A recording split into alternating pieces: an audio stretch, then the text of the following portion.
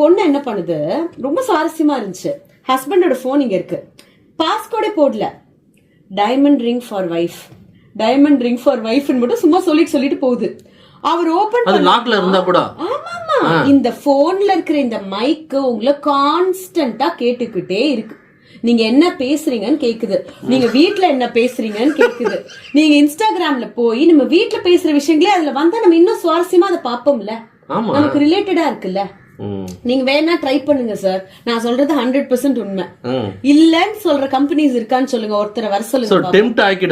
ஆக்கிடும். It is listening to you, it is definitely listening to you.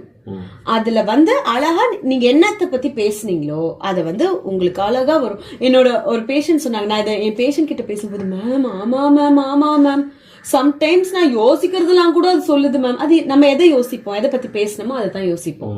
அவர் தான் ஒட்டு கேட்டாரு எல்லாத்தையும்.